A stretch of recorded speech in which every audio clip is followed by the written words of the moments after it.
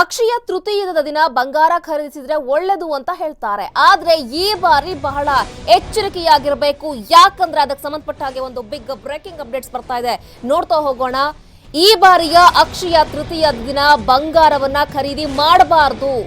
ಯಾಕಂದ್ರೆ ಈ ಬಾರಿ ಅಕ್ಷಯ ತೃತೀಯದ ದಿನ ಒಂದು ವೇಳೆ ಚಿನ್ನವನ್ನ ಖರೀದಿ ಮಾಡಿದ್ರೆ ಕೆಡಕುಂಟಾಗುತ್ತೆ. ಅಕ್ಷಯ ತದಿಗೆಯಂದು ಚಿನ್ನ ಖರೀದಿ ಮಾಡಿದ್ರೆ ಅಪಾಯವಂತೂ ಕಟ್ಟಿಟ್ಟ ಬುತ್ತಿ ಅಂತ ಹೇಳಲಾಗ್ತಾ ಇದೆ. ಹಾಗಾದ್ರೆ ಅಷ್ಟು ಮಾತ್ರವಲ್ಲ, ಅಪಾಯ ಮಾತ್ರವಲ್ಲ, ಜೈಲಿಗೆ ಕೂಡ ಹೋಗುವಂತಹ ಸಾಕಷ್ಟು ಅಪಾಯಗಳು ಎದುರಾಗುತ್ತೆ.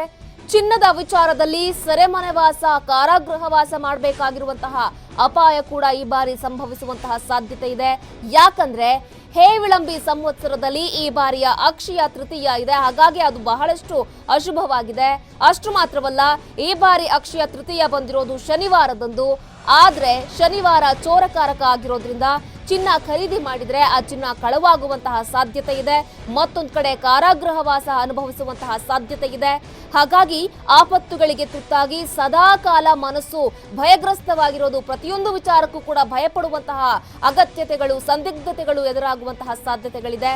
ಹಾಗಾಗಿ ಈ ಬಾರಿ ಚಿನ್ನವನ್ನ ಖರೀದಿ ಮಾಡೋದ್ರ ಬದಲು ಧಾನ್ಯಗಳನ್ನ ಖರೀದಿ ಮಾಡಿ ಅಥವಾ ಧಾನ್ಯಗಳನ್ನ ದಾನ ಮಾಡೋದ್ರಿಂದ ಒಳ್ಳೆಯದಾಗತ್ತೆ ಅನ್ನೋದು ಕೆಲವೊಂದಿಷ್ಟು ಜನ ಜ್ಯೋತಿಷಿಗಳು ಹೇಳ್ತಾ ಇರುವಂತಹ ಮಾತು.